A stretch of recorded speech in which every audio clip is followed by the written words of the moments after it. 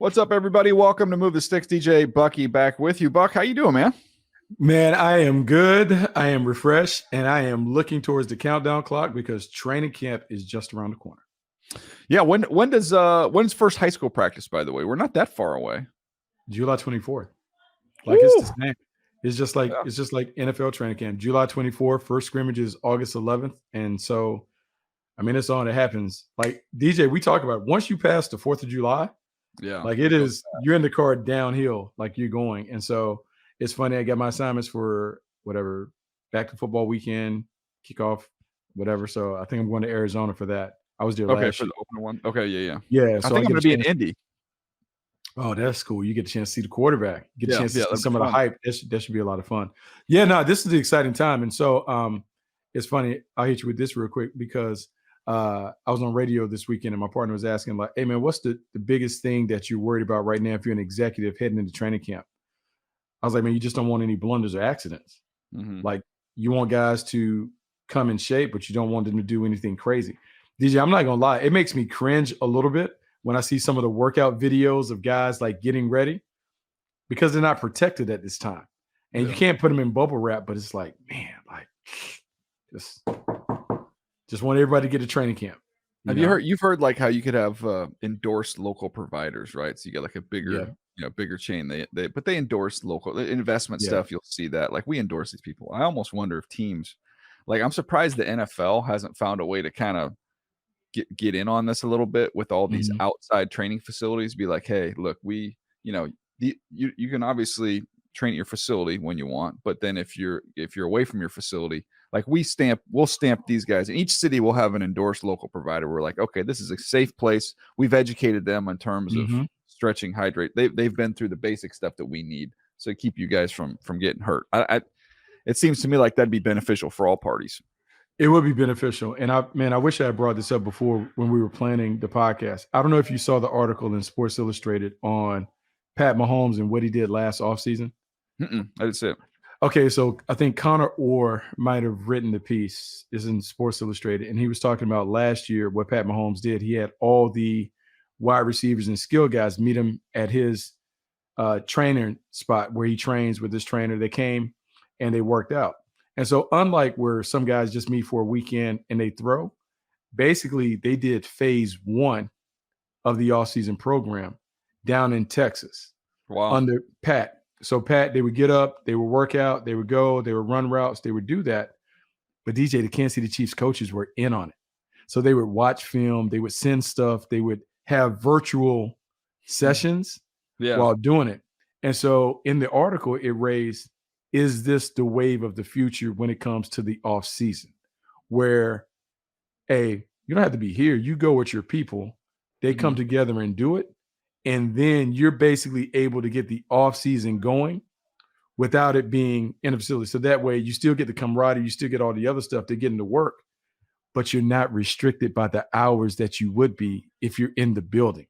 Because when you're away, remember, like there's no clock. So they were able to, I won't say circumvent the rules, but in a way they were able to circumvent the rules to have an off-season program away from the facility, but get all the work that you would normally do in the facility.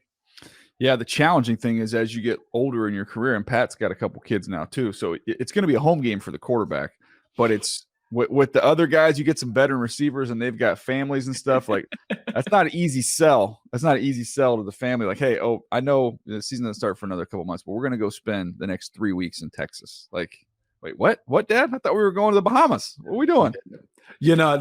So I wonder, but it's a doable thing, like because of what you're dealing with. And I think there's some ways that you can do it to get it done. I just think it's fascinating. We always talk about the quarterback and how important it is for the quarterback to kind of be the leader, the orchestrator, and being able to do some of that.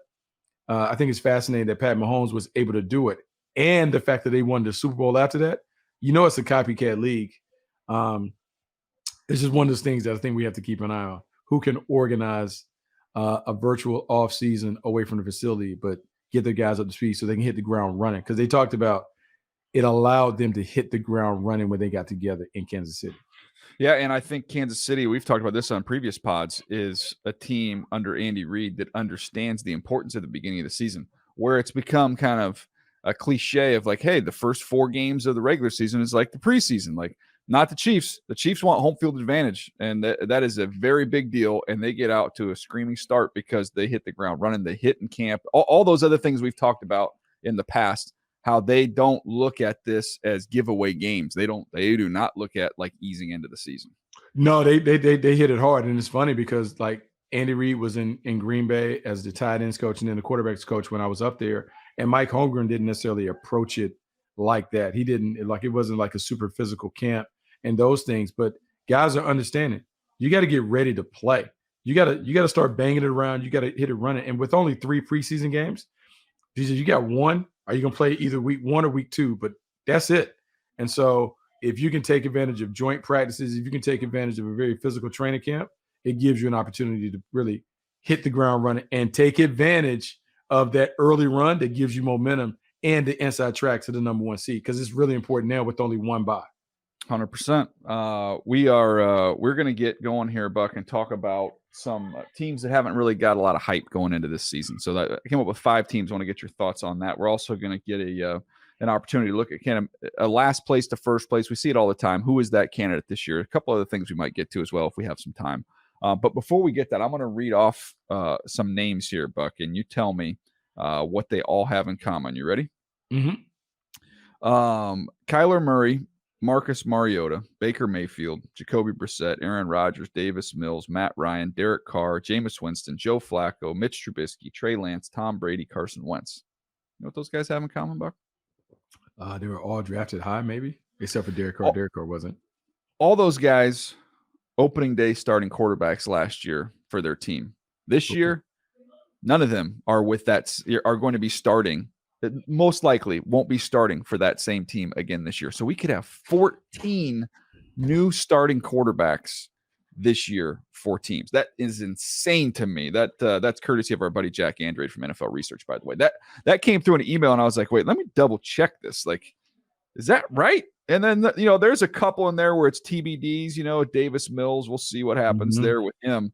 But for the most part, you look at this list going, holy cow, that is an unbelievable amount of change. It was almost half the league. That is half the league. And you know what, DJ, we've talked about this, and we've gradually talked about how the pro game is becoming more like the college game. And I think we'll continue to see that kind of turnover at quarterback, because as the price tag goes up to where quarterbacks are making $50 million annually, you now have to make hard decisions on who your starting quarterback is going to be. And so it's almost as if teams are going to have to make a decision. Are we player driven or are we system driven? Meaning, do we have a system where we can plug and play quarterbacks in that and get them ready to play? Or do we have a star quarterback like Patrick Mahomes and we just do what he's able to do? But when you have that much turnover at what we will all recognize as the most important position, man, you better be a flexible and adaptable coach to be able to get a team to play and play well with a new part at that wheel hub. Mm-hmm. And if you look at the way this breaks down, I mean, you've got some guys like Kyler Murray's coming off injury. We don't think he'll be ready at the start of the season. So that's why Colt McCoy will end up getting the nod there. You think about Kenny Pickett. I mean, technically, yeah, he's a returning starter, but he didn't start at the beginning of the season because you had Mitch Trubisky last year, and Kenny Pickett took over, and off you go. Brock Purdy and Trey Lance, like Trey was a starter to start the season last year. That's a little in flux. We don't know with Purdy's health what that looks like there. Sam Darnold's now been thrown into the mix there. But to me, there's just so much uncertainty and so much new that I almost, Buck, when I look at this, say, well, man, what has there ever been a better advantage for the teams that do have continuity when there's so much turmoil and shakeup everywhere else? That's the thing, DJ, and that's why continuity is so important. I mean, that's why you want to keep everything in place and have as little change, because you want to be able to let your team grow together. And if you have the chemistry where, man, you know how to play together, you notice that you're not learning a new system. Mm-hmm. I mean, all that thing is an advantage, because you talk about 14 new quarterbacks, you talk about the number of new head coaches, the number of new play callers and coordinators, and a lot of transition. And in a league where, man, you talk about every game being important, in a league that is super competitive, yeah, it's a huge advantage for those who have the ability to keep their core together and to keep their coaching staff together as well. And I'm looking through this thing and I'm just thinking, I mean, just off the top of my head. So those are 14. you look at the New England Patriots, new offensive coordinator, the Chargers, Mhm. new offensive coordinator, the Broncos, new offensive coordinator. I mean, we could go through the rest of these teams. So really, when you look at the teams that have the same play caller and quarterback from the beginning of last year to this year, maybe less than 9-10 teams we're talking about here. Nine, 10 teams, and those teams are like a step ahead of it. One of the reasons why the Kansas City Chiefs have been so good for so long, they haven't had a lot of turnover at the most important spots. Yeah, they've had offensive coordinators kind of come and go, but Andy Reid Yeah, is the but one that kind Andy's of makes still it my happen. guy. Yeah, Yeah. he makes it happen. And then you think about quarterbacks, they went from Alex Smith to Pat Mahomes. Pat Mahomes had an opportunity to have a redshirt year before he assumed the entire thing. So he had an opportunity to really learn the offense that didn't change. He steps in and it's continued to be the same. And I think what I love about what they have been able to do is their system is like structured but adaptable and flexible. Mhm. Pat Mahomes is a much different quarterback than Alex Smith. But because Andy Reid has been able to take his offense and mold around the strengths of the team while still kind of plugging pieces around it, it just works. And when you have that continuity between play caller and quarterback, man, you just think about just the advantage that you have on everybody else because you don't have to go through those early steps of, hey, what do I have on this? You Mhm. continue to build upon what you've established in previous seasons. Yeah, I mean, I'm thinking obviously Dallas, who loses Kellen Moore, he Mhm. goes to the Chargers, so that's going to be a little new, a little different there. Yeah. Philly, Shane Steichen's gone. I mean, you can go through all these lists of teams. That's why I look at teams, and we're going to actually have a little NFC North discussion here in a little bit. But I get to a team like Detroit, who had some success last year, and then Mhm. all of a sudden you look like, oh, we were able to keep our coordinator when we had a hot year offensively. We kept our quarterback with Jared Goff, like.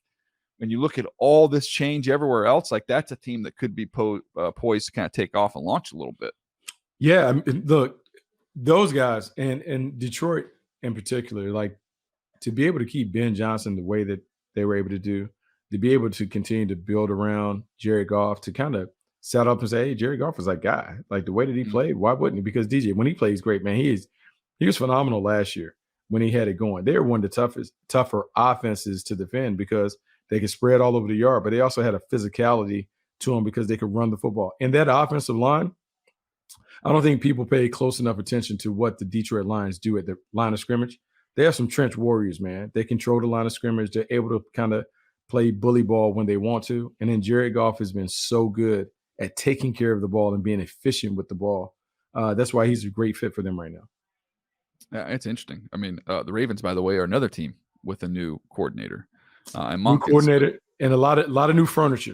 A lot of new furniture yes, around the quarterback. yes.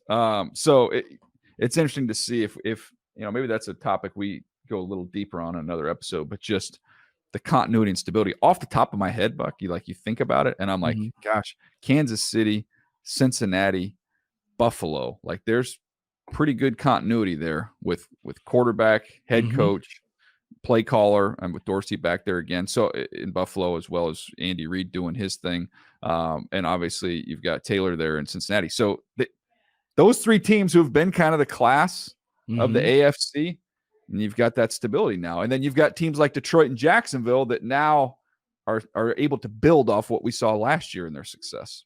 Yeah, because in Jacksonville, man, you talk about the advantage they have. They know for sure they have two new quarterbacks that they're going to face, young guys. Anthony Mhm. Richardson, CJ Stroud, Indianapolis and Houston, respectively.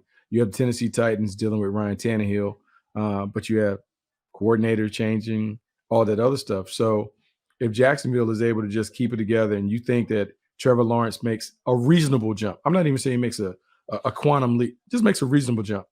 Well, that gives you an opportunity to win the division. And we've talked about it. The race is, can you stack enough wins to maybe backdoor into the number one seed? So now you got two, two, and you're to the chip. That's what Yeah. everyone wants. You get two into the chip. I mean, man, that was the secret for the Patriots for so long. The Patriots were able to go because they would play two games and then they're in. Yeah. I mean, that's what it is. So you want to really play hard and get yourself in a position where you can get the bye.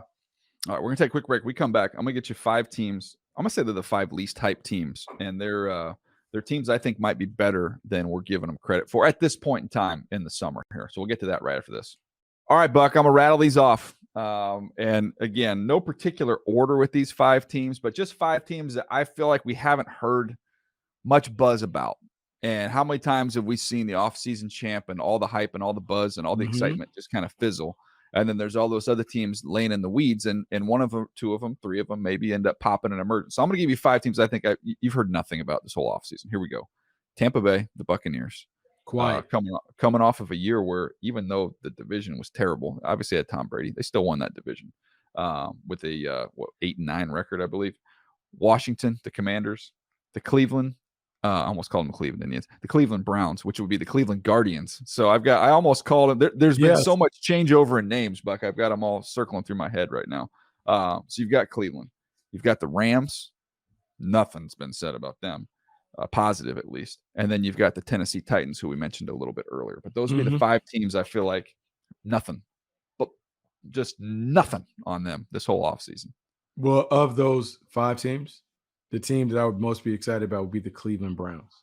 And the reason why the Browns are a team that excites me in terms of being one of those teams that kind of comes out of nowhere to contend is because Deshaun Watson is going to be better in year 2 than he was. A couple of Mhm. things impacted this play last year, and I've said this at other places. One, you can't take a year, almost 2 years off, and expect that you're going to play at the level that you came back. Two, from a mental standpoint, Deshaun Watson reminds me a little bit of LeBron James in terms of when he had to play the villain role, that doesn't really fit him. If you go Mhm. all the way back to when we watched Deshaun at Clemson, happy go lucky, smiling, very joyful, very cheerful. Early days in Houston, same way, joyful, cheerful, whatever. When it flipped and he was painted as the villain, that's not his MO. And knowing him a little bit, but I can't speak for him, I think, man, he feeds off of being liked, being respected, being whatever. And I believe that what he stepped into last year overwhelmed him, and I believe it impacted his play on the field. This season, not as much buzz about that stuff. He can lock in and focus. You will see a better version of Deshaun Watson this year than you saw last year. And quietly, what they've done on defense. Jim Schwartz coming over, giving them better structure, better organization. Myles Garrett being teamed up with Darius Smith, some of the other pieces that they have on defense. This Cleveland team is tough. And it's a very tough division. But if Deshaun Watson plays like we know he's capable of playing, man, you got to pick your poison in terms of how you deal with that offense. And then defensively, they have a defense that is built to play from ahead. So if they're able to get early leads, Jeff Schwartz will find a way to get it done. Oh, it's a really good point that you make there. I would say, just to add on to that with Deshaun, obviously a lot of it's his doing, in terms of the Oh, villain hat. for sure. I Yeah. mean, that I don't know that we're ever gonna see him viewed in the light that he was seen Mhm. at when we knew him coming out of college and what his Mhm. reputation was early in the year. That's gonna forever be an issue. But in terms of the spotlight and the attention, I don't think it's going to be anywhere near what it was last year, which to me, I think you'll see him be more comfortable. And the guy is talented, man. Like Mhm. we've known that forever, and we've seen it throughout his whole career until what we saw last year. It didn't look like the Mhm. same guy, for a lot of the reasons you mentioned: the layoff, the pressure, the attention. It was not. It was not. It wasn't. The Deshaun Watson we had seen in the past. I think we see a better version of him, and I'm with you on Schwartzy. I think Schwartzy is going to be great for Myles Garrett. I think they got good pieces. They're good in the trenches, offensive line, defensive line. Mhm. They're kind of built. They're built to win, and their team again. Nobody's been talking about. So, of those 5 teams, if you asked me which one of these 5 teams has the best record at the end of the year, I'm with you. I would say Cleveland.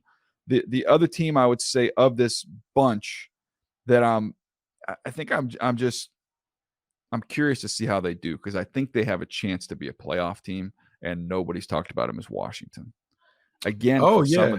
for some of the similar reasons, like that's a Yeah. front. If they keep the defensive front healthy and engaged, they can take over and dominate games, man. And they've shown in what they've done against Philadelphia in that division how competitive they can be. They've got weapons on the outside. So to me, I think they're the team that's of those 5, the teams that haven't been talked about a lot. I think Cleveland is the best of the group. But I think Washington, if you're going to say what one of these other teams has a shot, I'd say Washington. I like the Commanders. I like the Mhm. Commanders defensively because they can rush with 4 and get home. I like the fact that they are poking the bear when it comes to Chase Young by saying, "Yeah, nah, we're not Yeah. giving, we're not picking up the options. You're gonna have to play for it. you're going to have to do this. You also have a hungry player on the other side in Montez Sweat. They paid Jonathan Allen. They paid Deron Payne. Right there, DJ, we're talking about 4 first-round picks. That I front know. line should be able to dominate, and we've seen them dominate at times.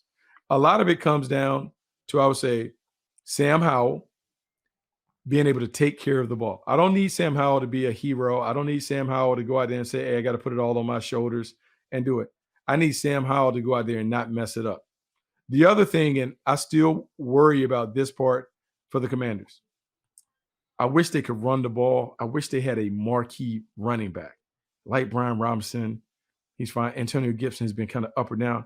I wish they had an established runner. To me, Dalvin Cook in that uniform changes how you have to play their defense, how you have to play their offense. And it opens up the field for McLaurin and those playmakers on the outside. That would be the team that if I could gift them a marquee player, I would gift them Dalvin Cook in that situation, because if he's there, it changes everything. Yeah, no, that's a fair point. You think about that coaching staff that you know very well. If you go back in their track record, all the way back to your days connected with them, they value the run game. So there is a belief in a value system there when it comes to running backs. That's what wouldn't shock me if that's ultimately where he ended up going. Yeah, now if they can run the football, and even with Brian Robinson he played fine last year, but I'm just saying it just changes when you see a marquee player in the backfield from a defensive coordinator standpoint. Even if he's not what he once was, you still have to, hey man, we might have to drop somebody in the box. We got to be prepared. We may have to go some one-on-ones and do those things. But if the Commanders are able to run the football and not have to put it on Sam Howell, yeah, they can win some of these grudge matches, some of these low-scoring affairs, and find their way into the postseason. Yeah, and I'm excited to see Sam Howell. I'm excited to see what he looks like. I think he's going to be a little bit better than people anticipate. So those are our 5 least type teams. Gave you a shot there. One of the other discussions I wanted to hit on, which is interesting for me, from my standpoint, because I'm going to mention another team here that we just talked about briefly. Last to first, I mean, the division has been, the NFC South, where it's all clumped up. I don't think there was a team with a positive point differential in that division last year. Talked about the Bucs winning at 8-9. Atlanta was in last place in that division. Of all the last to first potential leaps, it seems to me that's the shortest distance to travel for the Atlanta Falcons to somehow manage to win that division. Yeah, it's all right there for them. It's funny though. You look at all the pieces that they have in place. You're kind of hanging your hat on Desmond Ridder being someone that can take the lead. And they played 4 games last year. He was okay. Can he be someone that raises his game up a notch? Because there's a difference between being a manager and a caretaker and being a playmaker. They will need him to be more of a playmaker based on their personnel on the outside. You got to get the ball to Kyle Pitts. You got to get it to Drake London. Bijan comes over. Tyler, there are a lot of weapons that need to touch the rock. Well, now it's on Desmond Ridder to be able to be the distributor, make good decisions, make the plays that are there to be made, because that is ultimately what decides contests. Can your quarterback make enough plays in the clutch to win? If he plays well, yeah, the Atlanta Falcons can absolutely make that move from worst to first. Yeah, that to me seems to be the division that is up for grabs in terms of making that leap. Last thing, Buck, I want to hit you on here, and we're gonna have a little bit of a abbreviated episode today, but NFC North, and this is not just to placate Nabil here, but I know you've done some work on this division and how you see it looking as we head into the fall. I have not seen what you wrote, so I've jotted down the order. This is so early, but the order I think this thing ends up finishing up. I'm curious to see how far apart we are. What do you got? Okay, so in this, I feel like there's been this black cloud over Green Bay because they lose Aaron Rodgers, and everyone's like, "Oh my God, what are they going to do?" Yeah, Jordan Love is not Aaron Rodgers, but this is a really good Packers team. I mean, you look at their personnel, and I know people take them to task for not expending first-round picks on offensive skill players, but they've expended a lot of first-round picks on defensive players. You go back, I think, in they're trying maybe 8 first-round picks on the defensive side of the ball, like DJ. So in my mind, when the Packers head into this season, Matt LaFleur has to acknowledge that this team is different than the previous teams that he coached. He can lean into playing more complementary football, more situational football, where maybe the defense leads the way. So a lot of pressure is on Joe Barry to make sure this defense plays well. But DJ, they run the football. They got young pieces in Christian Watson and those things. And Jordan Love just got to hit the layup. He makes the plays. I believe this team can win the division all over again. Because as much as I love what Detroit has done, I still have questions about their defense. Minnesota had a ton of turnover, whereas like Justin Jefferson and who else on offense. And then with Chicago, there's a lot of buzz and excitement about Justin Fields, but at the end of the day, he's going to have to throw it well enough to get people out of the box. And can he do that with the weapons that they have? Yes, DJ Moore is there, Chase Claypool, but can they do enough on offense? And really, I don't know if they've had enough on defense. So to me, it's Green Bay and Detroit, and then it's a gap, and then Minnesota and Chicago continues to bring up the rear.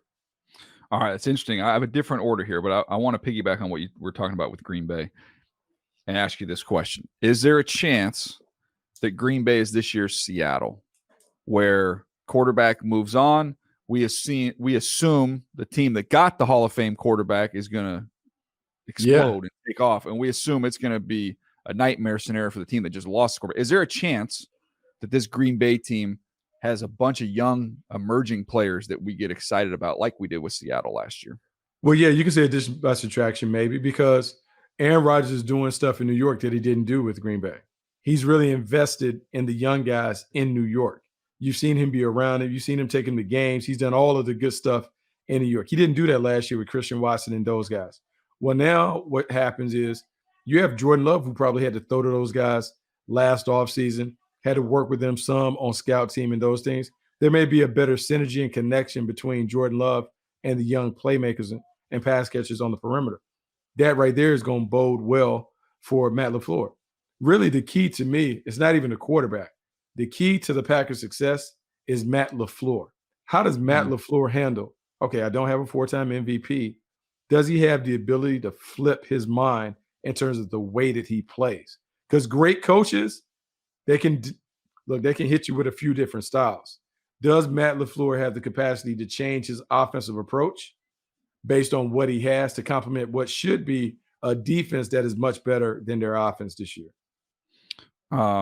No, it's going to be a lot of pressure on him. It's going to be different for him for sure, but I think in some ways it might be invigorating a little bit. Should be. Love. It should be. It should be. It should be. If we're all aligned, because you know this, DJ. If I'm your coach, you're the general manager.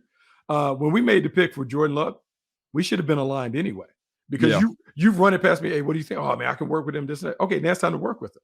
And so my only thing with Matt LaFleur in the past is he was so clinging to Aaron Rodgers. And I understand it, rightfully so, 4-time MVP.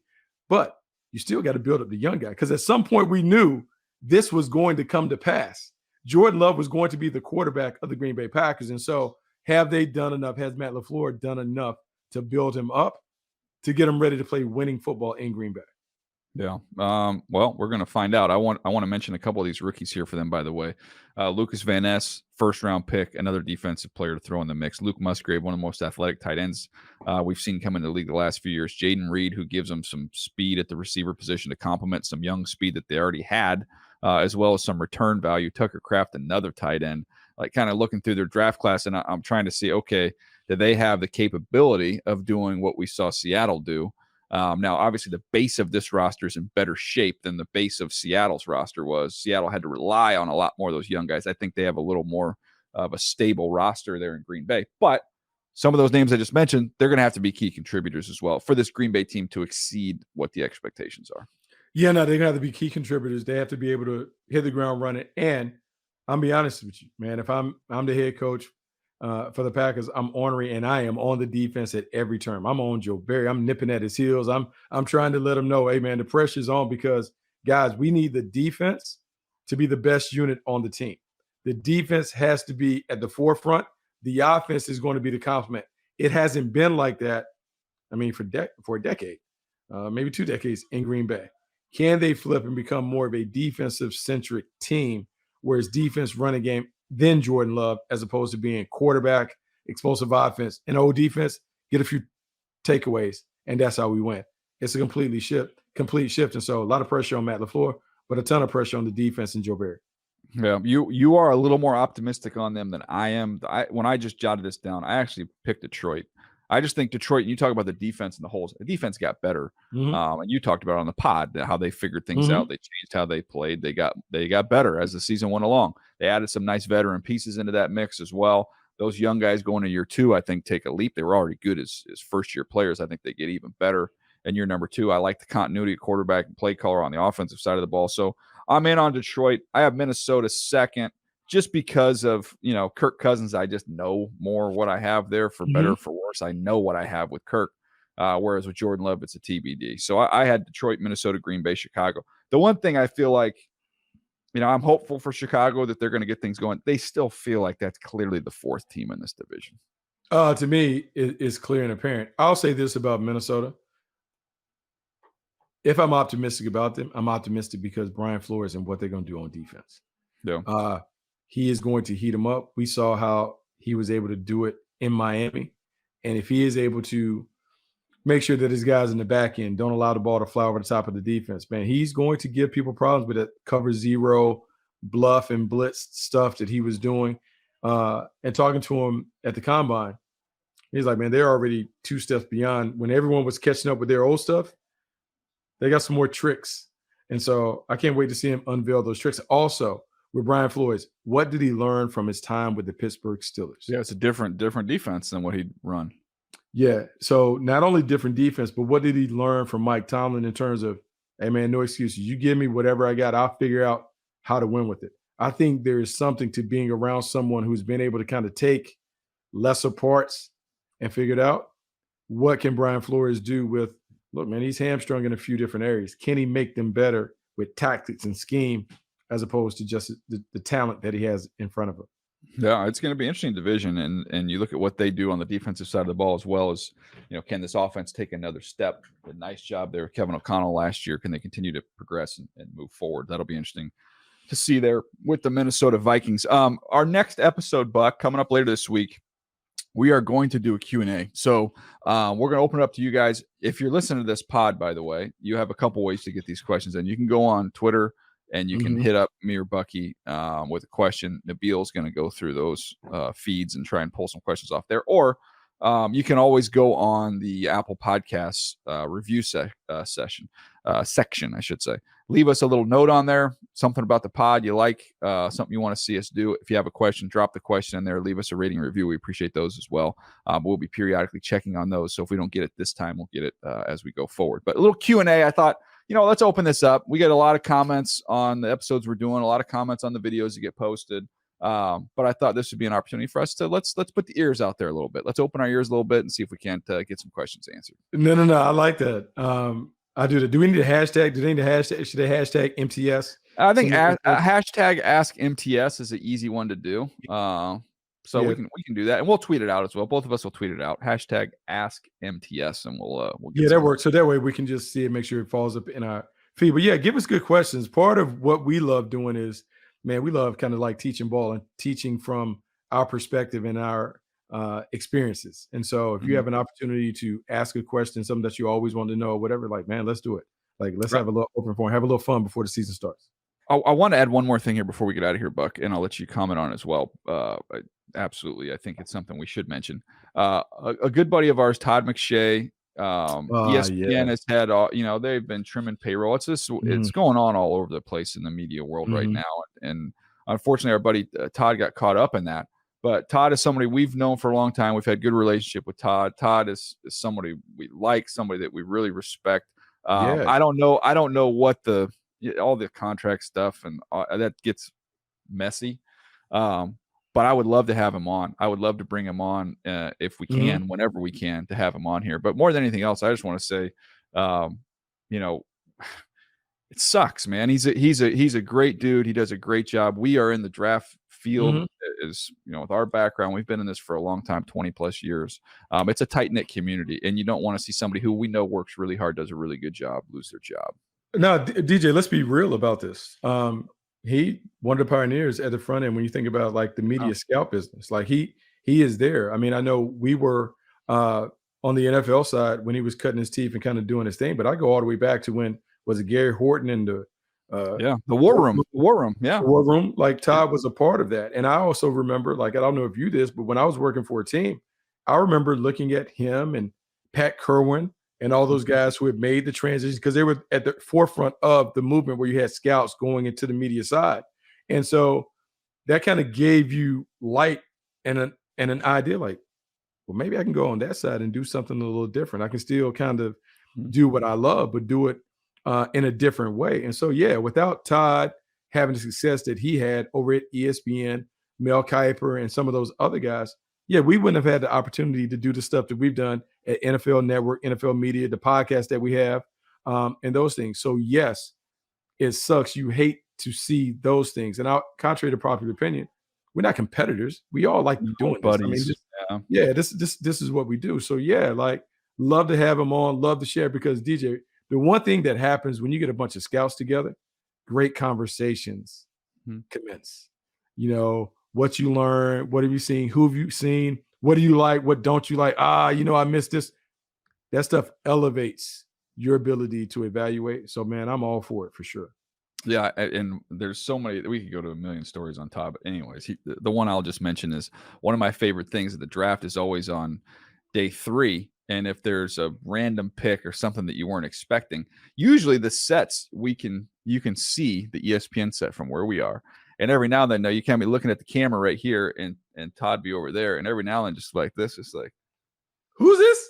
yeah, like that. That's and neither one of us are on camera at the time, but those are fun. Those are fun moments. So, but anyways, yeah, man. Yeah. And let's say this, man. It's really a very very difficult time, and so Todd and a lot of other guys have been kind of caught up in that mix, even at our place. And so, like, you hate to see anybody who works hard, does a good job, kind of fall on the outside end, be it circumstances beyond their control. So for everybody caught up there, Todd included, man, you hope that they get to the other side and they're able to kind of move onward and upward, as we say. And so for him and for all these other people that we know, colleagues and stuff that have been caught up in this, man, it's a very tough time in our industry right now. It really is. Things are changing. The encouraging thing for anybody that's got caught up in this, you mentioned we've had a lot of friends at our network as well as other networks around. The good news is it's not a 1 or 2 or 3, spot shot anymore. You can get out and there's so many more entities that are growing media entities that you can get involved in. You can do your own thing. You can get on YouTube and knock it out. You can do your own podcast. Like there's opportunity there. But with that, we've seen some of the opportunities in the traditional houses kind of, shrink. So it's, anyways, I didn't want to leave the podcast today without acknowledging that because Todd is a good friend of both ours, and you hate seeing stuff like this. Oh, absolutely. Look, it's gut wrenching when you see those things. You see the names come across the ticker and all that other stuff. So, yeah, love to have him on, man. Best wishes to him because I know he'll land on his feet. But yeah, you talk about having more conversations, bringing him on and talk, man, we should do it. Absolutely. Hopefully that we can figure out a way to get that done. All right. That's going to do it for us today. I hope you guys have enjoyed the episode. Again, Q&A. Don't forget, #AskMTS. You can hit us up on social media or leave a question in the Apple podcast reviews, and we'll find it and we'll get it answered on the next episode. So appreciate you guys hanging with us. We'll catch you next time right here on Move the Sticks.